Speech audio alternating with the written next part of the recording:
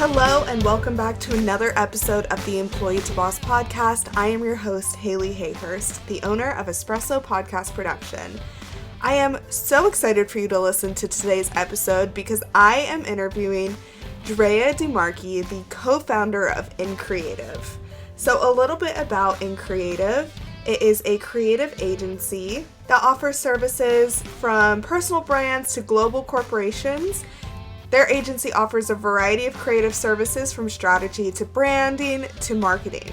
So the structure of InCreative is super interesting to me, and we dive into it a lot more in this episode, but basically, if you own a business and you need something done, let's say branding, you go to Drea, she has a call with you, you set up a call through her website, and then from there, she puts together a strategic team of people who will help you succeed. So instead of working with an agency that maybe you don't even know who else is helping you, it's just kind of like you're giving them money and then things are being done. This way you know that the employees are being treated well, you know that they are passionate about your success. And that's just something that I think moving forward in entrepreneurship and really in business, that personal touch is becoming more and more desired by buyers. And so that is why when Drea reached out to me actually on LinkedIn, I was super excited to interview her. So a little bit more about Drea. Drea is an idea machine who follows through with passion and action from start to finish. Her expertise is leading projects involving brand strategy, web design, copywriting, social marketing, and event promotion. Leading multi-faceted projects is where her genius is, and she's been told that she makes the impossible look relatively easy. She has branded networking communities, podcasts, restaurants, coaches, legal professionals, and many more. Every business she works with is on a mission to be the best and stand out in their industry. So Drea shares so much incredible advice in this episode. So let's dive right in. Hi, Drea. Thank you so much for joining me on the Employee to Boss podcast today. Thank you for having me.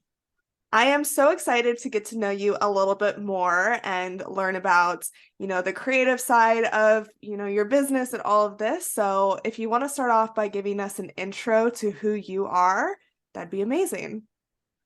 I'm Drea DeMarchi, and I'm the co-founder of InCreative Company. We're a branding studio and brand management creative agency. And so we have clients, and then internally, we're also a creative collective.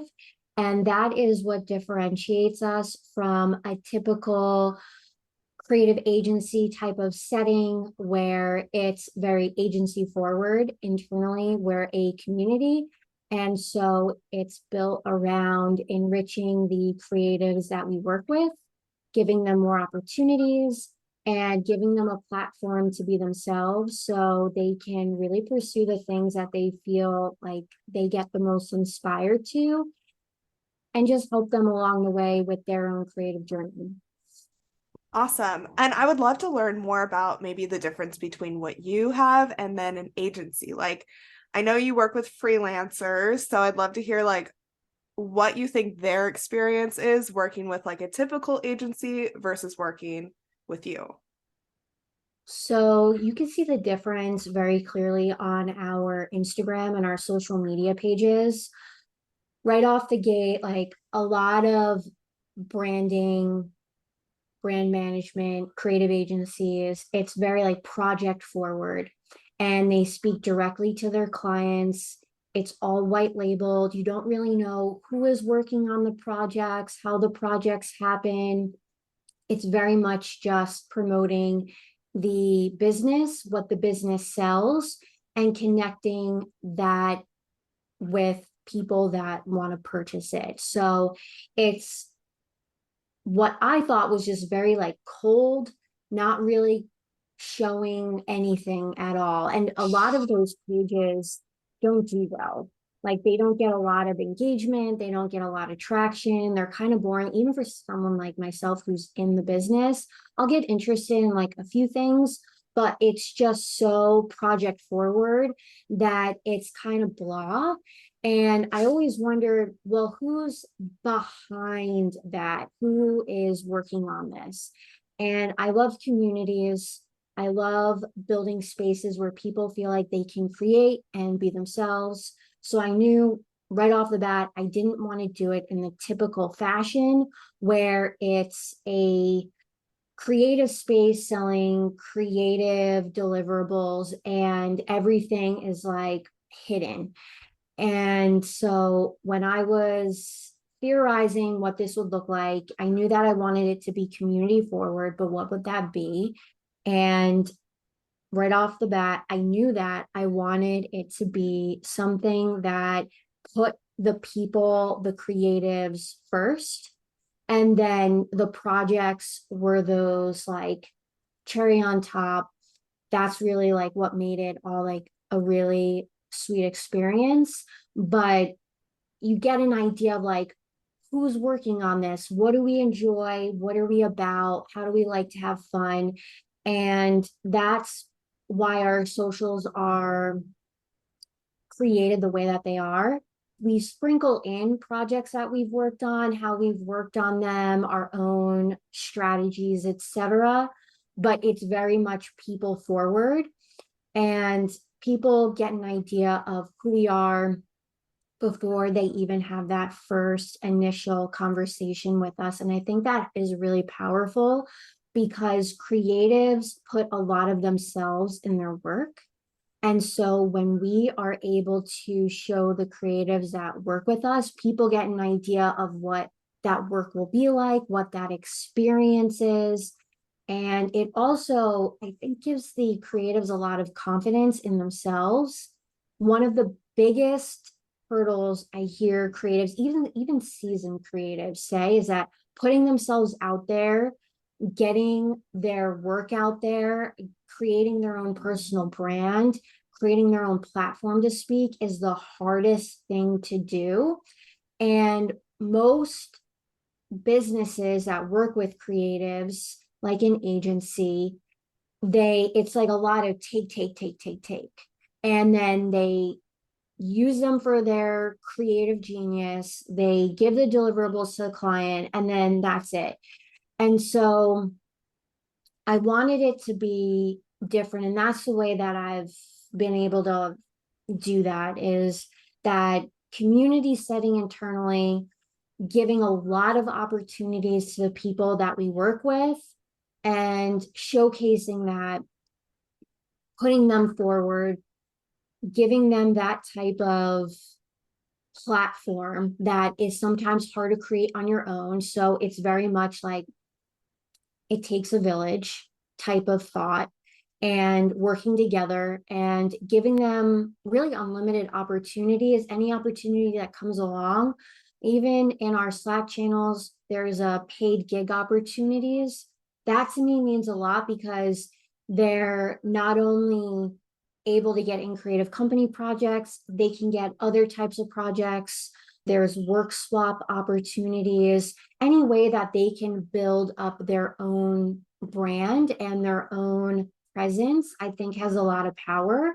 And just creating opportunities like that over and over again. And our clients also get excellent work, but we're not so client forward on like, work with us, work with us, work with us. This is the project we're doing. Like, and I've gotten a lot of critiques on that from business coaches, business attorneys, bookkeepers, like people that are very like finance driven on like, oh, well, you have to feed your own agency, you have to feed your own business. And I always had the feeling like that'll happen. Yeah. Good work breeds referrals and word of mouth. So I just feel like, yeah, I agree with that, but I think it's a balance. And at the end of the day, there's people behind that work. And I think that's increasingly important with AI. Mm-hmm. And knowing that it not is always someone behind the work now. And knowing that there are people that have years and years of skill, tons of talent, and limitless ideas, and it's coming from a real person that is having human experiences and not an AI generated tool Right. that is just used for a workhorse Yeah. and have that type of experience to really give it that human touch. So that wasn't happening when I first started in creative company, but that's only given it more of a push of really having it be people centered and not necessarily project forward.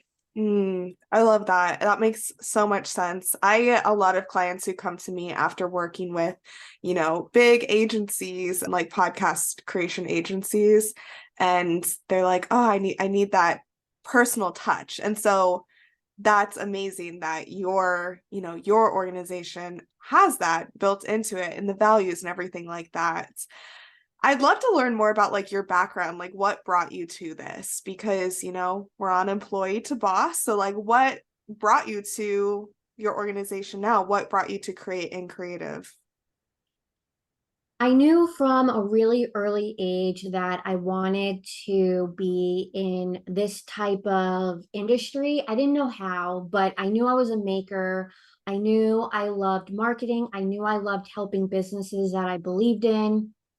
And so I went to college, got my Bachelor of Arts, did that, and then felt too green to really like jump into my own business. I wanted more experience, figure out exactly what I wanted to do. And through my employment experience, I saw some really great things. I saw some not so great things.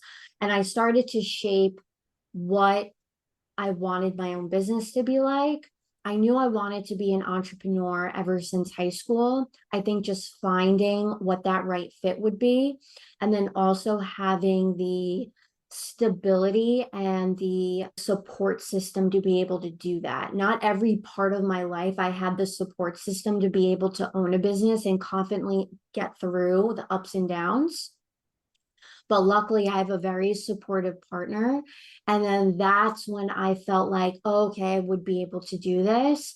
And it wouldn't be a like homeless or not situation. Like it wouldn't be dire if like I had some rough patches, which I think is really crucial. I mean, there's a lot of different gurus. Tony Robbins comes to mind with like, he has this quote of like, if you want to like leave the island, you have to like burn your boat or something like that. I don't know the exact quote, but that's really tough for people to do. I mean, especially in an up and down economy and everything. Who really has that type of stability to be able like, screw it, I'm gonna forget it all, I'm gonna start a business. Yeah, it's just not sustainable, right? It's really not. And that's why I didn't start a business, Mhm. because I knew that I needed steadiness to keep up with my way of life. And then getting a very secure living situation, it was like, okay, now I can really go for it. And it hasn't given me a feeling of that I'm like, I don't have to try as hard. I still try really, really hard, even though I have stability. It's more like I can try really hard, take creative risks, take calculated risks, but know that like also have food on the table and still eat, like that kind of thing, which to me was really important, because there are like little risky things that I do to try it out. And like it's not going to be like a lose it all situation if it doesn't go as planned, because you don't always know until you try. Very much starting a business, you have to try it to know what's working, what's not. And I'll never expect that to end. And that's just the journey of being an entrepreneur. And that's one of the things I love, that journey. I would not be able to do that journey if I didn't have stability. So that was like just a crucial part for myself in knowing I can take that leap and go and be all in. Do you want to start growing your business rapidly in a really fun way? Do you want to increase your visibility and profits? I have just the thing for you. My course, Great Guesting: How to Grow Your Business Through Being a Podcast Guest, is now available, and it's guaranteed to get you on podcasts. Do you want to connect with more clients, share your story, make stronger connections, and grow your audience? But do you find that you're second guessing yourself, are indecisive on a topic because you're into so many things, and thinking, is this even possible? You'll love this step-by-step guide on how to be a podcast guest. We go over 6 lessons that are knowing your story, narrowing down the topic, finding podcasts to be on, setting up your audio, preparing to record, and of course, marketing, because that's what I'm all about. Being a guest can be fun, but if you don't have a plan to go with it, you're really just spending the hour talking. You're not moving your business forward, and that's exactly what this course is designed to teach you. You can find this course on my website at Espresso Podcast Production, and I guarantee you that you will be a guest on podcasts in no time. That's kind of the journey that I feel like more entrepreneurs are taking now, where like they're doing it very calculated, but also taking those creative risks, because with everything changing, you brought up AI, businesses are changing. And so thank you for sharing that about your personal experience. I am also really interested to learn more about like your organization in creative. Like, you talked a little bit about why you created it, how it's different, but I'd love to hear kind of what services you offer. By looking at your website, what it looks like is, instead of hiring a bunch of different contractors for different types of work, like for if I was to need like someone to run my social media and email marketing, like I could just come to you and you would, have the people to do that for me. Is that correct? Yeah, that's correct. And I'm very happy to hear that you received that from looking at Yeah. information from like an outside perspective. That's the essence of brand management, having a brand management team. A business has ongoing challenges, ongoing problems to solve, and goals they want to meet. And we get those things accomplished by working with our internal team of creatives that have multifaceted skill set. And so people that are on the teams, it looks like copywriter, website developer, social media strategist, some graphic design for packaging or any sort of graphics. And it goes on from there. And bringing in those specialists, the jobs get done better, they get done faster, and you could have the trust that it's going to be done well. Because what pains me is seeing the job posts of ridiculous qualifications and requirements for the job. And I literally have thought to myself so many times ever since graduating college, who would really be able to know all those different things? I mean, we strive to, but you can't know all of those different things super well, right? Like a little bit. So we only have so much time. And plus, we have our natural talents and inclinations. Other things may need a little bit more help, but it just, the broadness of what I've seen a business want in one singular person really doesn't make sense to me.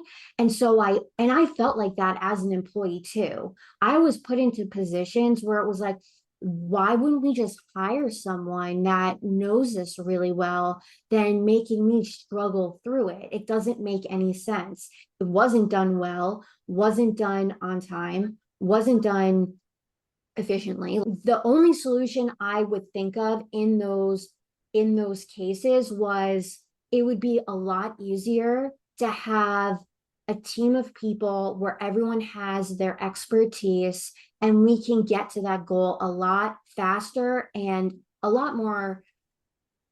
I just feel like the quality is better, just a lot more quality. I would trust that it was done well and that it's going to last and it's not going to like fall apart like 3 months the next quarter in, because that does happen sometimes. Remember, my old employment would have me do like website work, and it's like, we should really just like have someone come and like, you know, do the coding that's needed to be done. Like clearly there's only so much a template builder can do, like totally crazy stuff. But that was like, I think like the birth of it. Like I knew there was a way to get all the multifaceted work done. And even to this day, I know people that are hiring and they've posted jobs and I'm like, this is great. I think this is a great job for somebody. But you really think someone could really do all these different skills? These are very different skill sets, like all in one person. Like good luck if you can find someone like that. That's fantastic. But like that you're setting your sights really high. That's really expecting a lot. And you can't expect someone to like learn something super well very, very quickly. That's also high pressure, which I think employees are put under a ton of pressure in most jobs and have to deal with it. And then almost like shame themselves, like, well, why don't I know all of this? And it's like, it's really, it doesn't make sense to me. So Yeah, it's totally. just more multifaceted. And then any sort of thing that comes up, we can bring on a person that has that expertise so that it gets done well. And then we can get to that next goal that that particular project needs. Yeah. And I hear all the time, like, just that same scenario where maybe what you really need is like a podcast producer or a brand manager, but what you're hiring is a virtual assistant or like some, general type of employee. But that's just kind of like a band-aid on what you really need. And then things will break in the process and you'll have to hire an expert that you should have hired all along. And it just costs more money. So I'm Mhm. loving what you're doing, and that makes a lot of sense.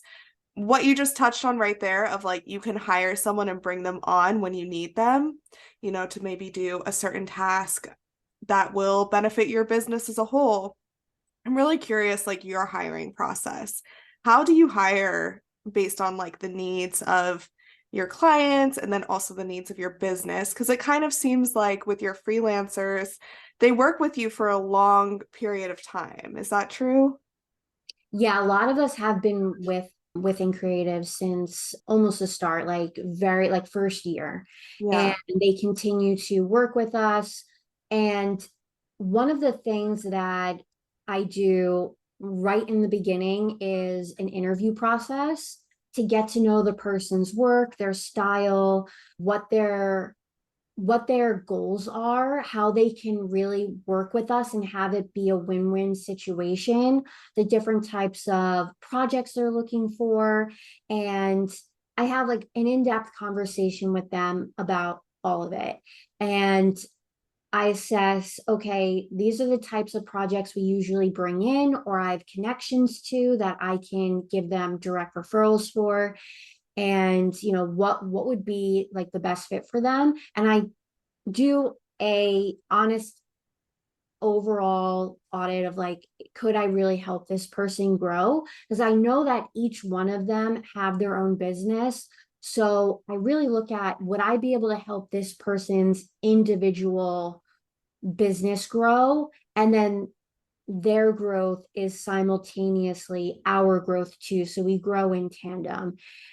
And sometimes it's a fit, sometimes it's not. After someone's onboarding and I feel like, okay, we could really have a great camaraderie here, figuring out where they may have some needs, like a lot need help with putting out content on their own social media, updating their portfolio. Maybe they want to redo their website. That internal structure helps them work on that, giving them opportunities for photography, giving them opportunities to just work on the different aspects of their own business that they feel like they are struggling with, and having that it takes a village mindset, which I think has been really great because there's been a ton of magical moments that have happened that I've just been like a witness to, like people meeting up, doing work together, and helping each other along the way. And then when we have an in creative company project, there's a couple of criteria that I have to figure out who would be the best fit. So the project timeline is one, who's available during the time that the project needs to be done. The client's preferred quality, style, overall requirements. So if it's for graphic design, what type of graphic design are they looking for, etc., and finding the right fit. And then also the budget.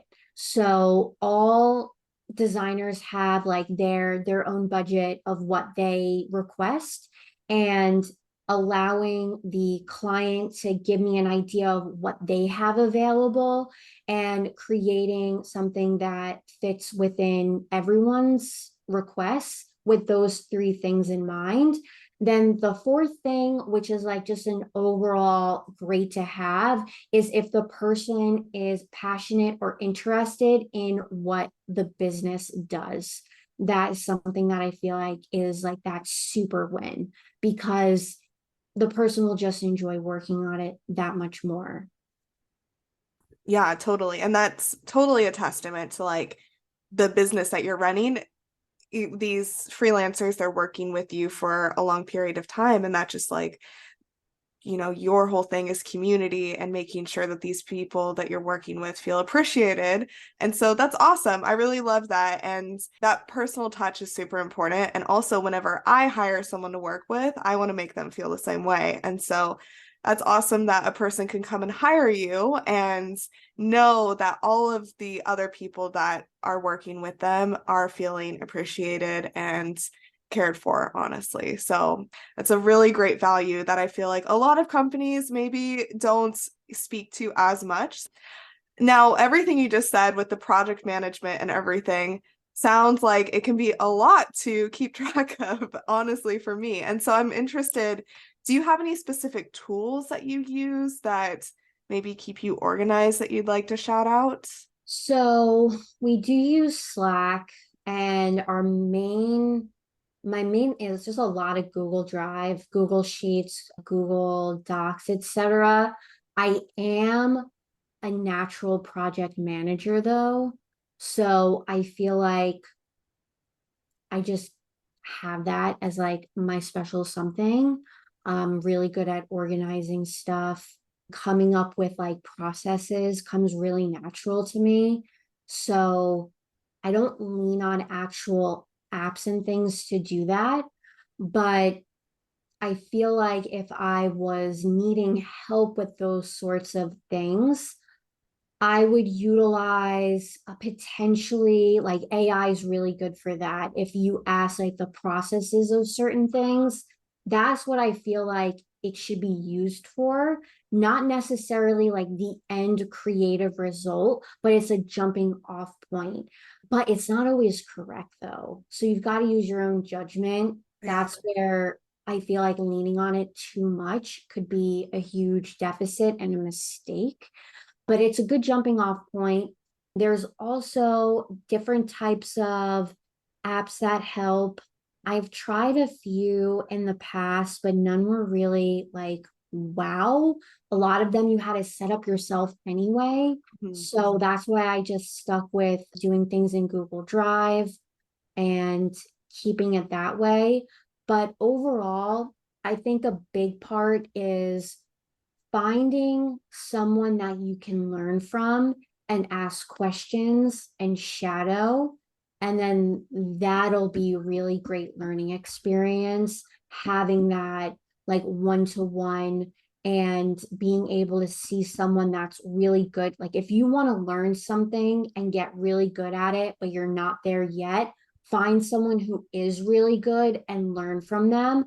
I think there's a lot of power in mentorship or having a person to work with that has the skills that you're looking for in yourself, and then you'll be able to learn really how they do it, because apps and different tools, that's what they're only as good as the person behind the tool. Like you have to know how to use the tool, and at the end of the day, the way you'll learn how to use a tool is from someone else who's good at it. Totally, totally. And Yeah, I love that piece of advice. I love, just like simple Google Drive and things like that. I've used other things like Airtable or Trello, and they can be a lot to keep up with, but typically, like, I was trying to use them in times where I was like extraordinarily busy and didn't have time to set them up. So that's a great piece of advice. And also just like making those processes, maybe when you have a little bit of downtime or before things get hectic and chaotic, is also like another important tip to remember. So that's awesome. I would love to hear more about like who you work with. I was looking on your website and it looks like you work with a variety of different businesses. So I'd love to hear like who you work with and kind of like what criteria you look for when someone's coming to hire you. So a big part of what I look for in a potential client is if I personally get really excited about what they're doing, what they're offering, then I know that that's something special and I'm going to have the passion and drive to really make it as great as it potentially could be. So there is an X factor that can't have an exact equation to it, but I think every creative has that internal insight into like, oh, wow, this would be really, really cool. So I always have a pulse internally on that and I look for that because then that's something that I get super excited about. And then those, I mean, ideally, every client is that because then it's just really exciting to work with them and help them build what they're doing. So that's really what we're doing. We're helpers in building their dream. And so that's something that can't be written down, but I look for. And that's something I look for out like out the first like 5 minutes of the conversation. Next thing is how realistic are they? That's something that I think is not always there with a client. Like if they want like an unrealistic timeline, unrealistic quality for the timeline, unrealistic budget for the quality and timeline they want, like not going to work. I don't care what industry, I don't care what offering, I don't care how excited I am. If those things are not matching up with like what we can do without like running ourselves ragged, then it's either a hit or miss with that. So figuring that out.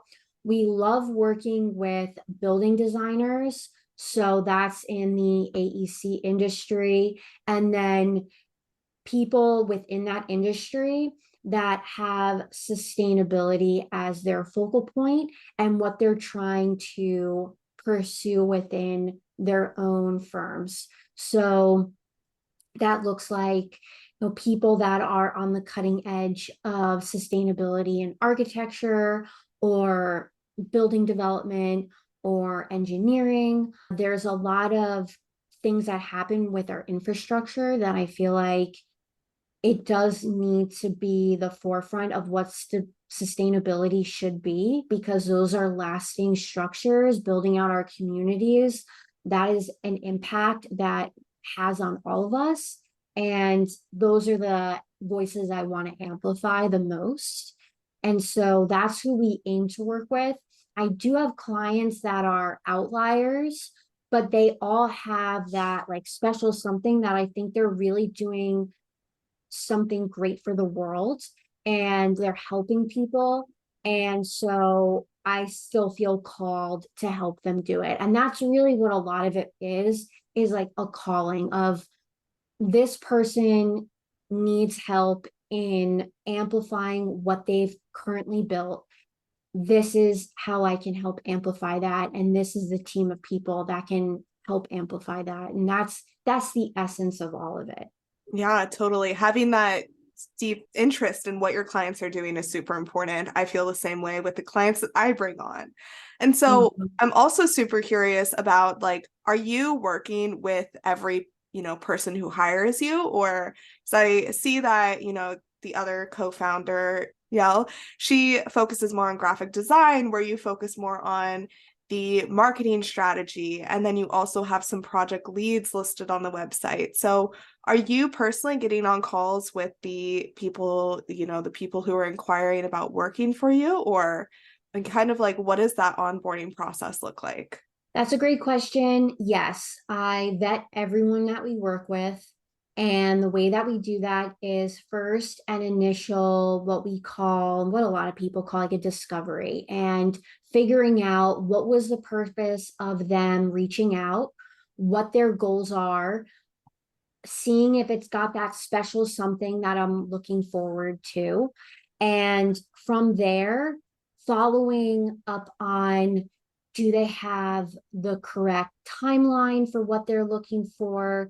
Their quality aligns with that, and then the budget that they have available. When all of that is feeling cohesive with what we can offer, I then send them out a proposal, and they have an idea of like what that roadmap will be, the strategy behind that, why we're choosing these things based off of our conversation and our deep dive.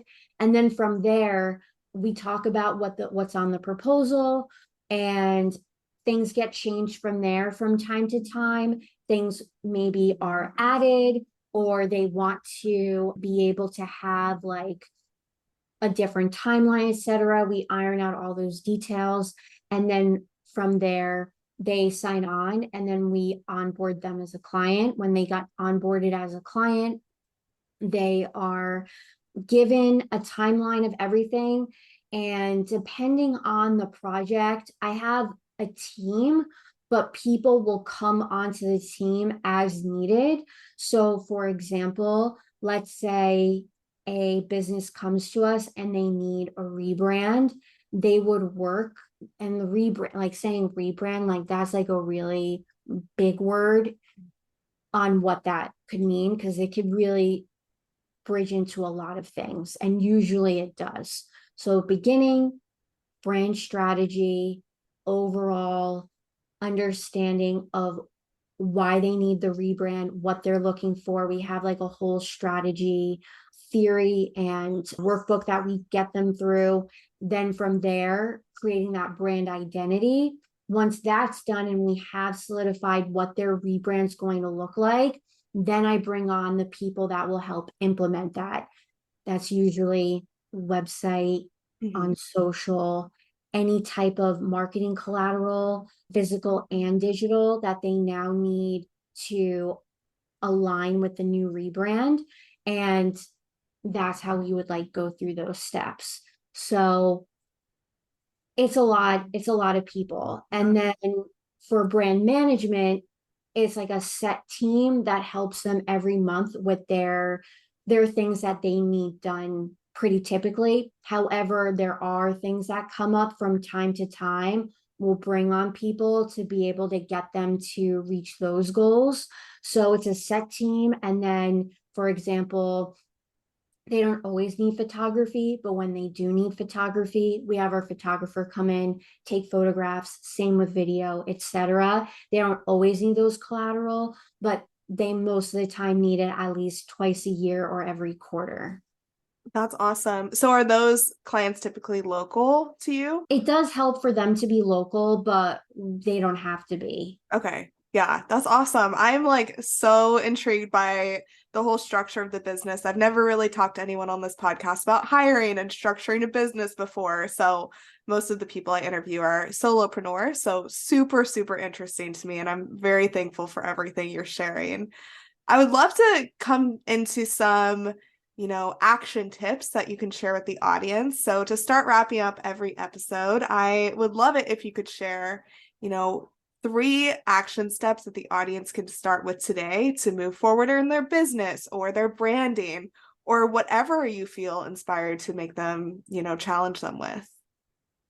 It's a great question, because I feel like there were a lot of things that happened early on in my entrepreneurship that happened to a lot of early businesses and still happen from time to time, but I know how to tackle them now, so they're not as daunting. The first thing is like an internal block of just feeling like I might not be able to do this, or how do I do this? And like that self-doubt's going to come up. And self-doubt can come up at any time in the entrepreneurial journey, but I feel like it's the strongest in the beginning and it comes up the most frequent in the beginning. And one of the things that I did that really helped was creating a list of very personal, empowering affirmations. And then when I had that list, I put that list up on my board. And then anytime I got that hint of doubt, sometimes it would creep in as procrastination, sometimes it would creep in as feeling like sad or worried, like the worries come up, etc.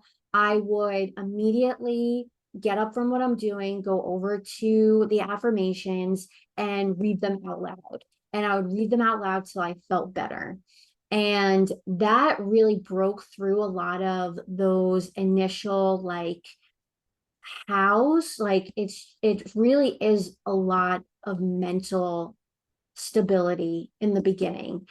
And it's all based on internal blocks. And a lot of it is just made up, right? It's like you can dream, and that dream can be great or it can be a nightmare. And when it starts to turn to a nightmare, you've got to have some sort of a plan on how to get through that, because it's not going to just like magically go away. You have to like steer yourself where you want to go consistently.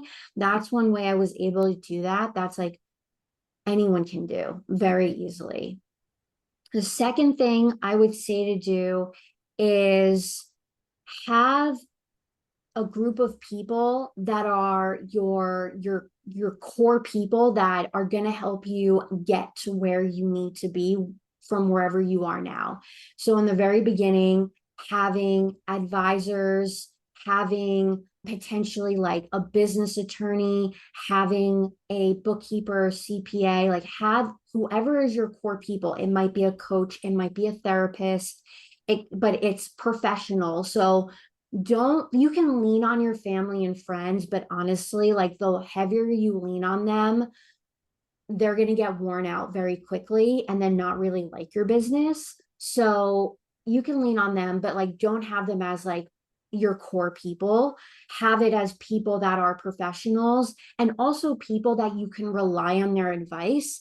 That's why I really liked relying on like the CPA, business attorney, etc., who are seasoned professionals and they give really good advice consistently because that is their profession. So have that group of people and build out that circle, and that inner circle will get you through those ups and downs and lead you to success because they have done it and they will get you through that. And I think the worst thing that a new business can do is take advice from someone that has never been a business owner. Don't do that. And Oh my like, gosh, 100%. Totally true. yeah. So that's like, so create your inner circle, and your inner circle should be like business owners, ideally, like a business owner who's a CPA, a business owner who's a business attorney, etc. Like you'll know who your inner people are, but like that's core. And the third thing I would say is it's going to be a lot of work.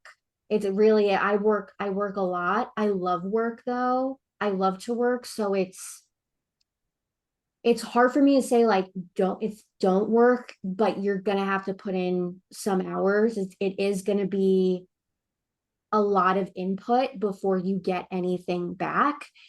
So have yourself like give yourself a pep talk every day. Don't rely too heavily on caffeine. I feel like that's just not going to lead to like overall stability, but it's almost like creating an internal energy system where if you really are truly following your path and your life's mission, know that like things will keep pushing forward. And a lot of it is just showing up. So every day going over to your work area, having a dedicated work area, showing up, working on it more, and like enjoying the work it's going to be a lot of work, but like reframing it so like you enjoy it, because you're going to be able to go a lot further and faster. And I think that's what Olympians do. When you're an Olympian, you enjoy that sport, that activity that you're really, really great at. The same has to do with your business. You have to enjoy the work so that you can foster it to be something that's really great. But it is going to take a lot of work. And unfortunately, I've scared people off with the like amount of time, like I've realistically stated that it takes to build something, but that's what it is. And I think embrace it, but embrace it in a way that's positive, and enjoy the journey, and don't be afraid of putting in, because you will eventually reap the rewards. Mm-hmm. Oh, I love those three advices. Thank you so much. Before we get into how people can find you and connect with you, is there anything else that you want to talk about? So we have some really great events coming up. We always have events for creatives to meet up, interact, have a good time. And two of the ones that I'll speak about today are the Fab Friday field trip. It happens every quarter, and this is a content creation meetup. It's in Brooklyn, New York. And what we do is we go to a Instagrammable location. This particular one is a privately guided graffiti tour. And so a lot of New York City graffiti is just spectacular. Going to those different spots, and we have a photographer and videographer joining us to create content. And what everybody gets from that is a reel that is curated just for them, a group reel that has everybody that they're in, and then they also get a set of photos that features them in whatever poses or style, etc., that they want to show off that day. And that gives us the confidence to put out content that we feel really good about, and, just a fun update, something that has you in it. I hate when people only have their portfolio on their Instagrams. It's like, I get that. And a lot of us are very internal and introverted, so, and I am as well, but having something that you can showcase who you are, because people want to work with people. Mm-hmm. And I truly believe in that. So it helps creatives create a lot of content in a very like consolidated amount of time, high quality content, and also in a fun way that can get you to open up and just have a really good time and not feel so like cringy of like taking photos and selfies by yourself. Yeah. Yeah. I love that. That's the first one. And then the second one is a creative brief workshop. And so one of our collaborators is showcasing how to write a creative brief that sells. And it's an in-depth hands-on workshop on the components, how to do it, practicing it, and asking questions. And that's something that every creative should have in their tool belt, because it truly does help sell what they do and their offering, as well as communicate clearly and effectively what they're providing. So those two things are on our website at increative.co/events. Awesome. That's so cool. I love how, you have those events, especially in person. How can people find you and connect with you? So people are welcome to find me at our website, increative.co. We have an Instagram, and that's adin.creative.company. And we have a TikTok as well, same handle. And LinkedIn, you can find me on LinkedIn. And then just like reaching out, you can send me an email. My email is andrea.demarchi@increative.co. Happy to have a one-on-one and really talk to anybody. Always have an open door to connect with new people. Awesome. I will put all of those in the show notes. But Drea, thank you so much for taking this time to speak with us today. You've shared such incredible advice and really shared a new perspective that I haven't talked much about on this podcast. So I really, really appreciate you. Oh, thank you so much. I appreciate you having me on the podcast, and having this conversation with you means a lot. Absolutely. Well, I'll talk to you soon. Thanks. Bye. Thank you for listening to the Employee to Boss podcast. If you made it to the end of this episode, I hope that you implement the actionable steps from this week's experts so you can get started with your business today. Please rate, review, and subscribe to the Employee to Boss podcast on Apple Podcasts, Spotify, YouTube, or wherever you listen to your podcasts. It helps more than you could ever imagine. Remember, a little progress each day leads to big results. We come out with a new episode every Tuesday. To access our show notes, transcripts, and courses, please check out espressopodcastproduction.com.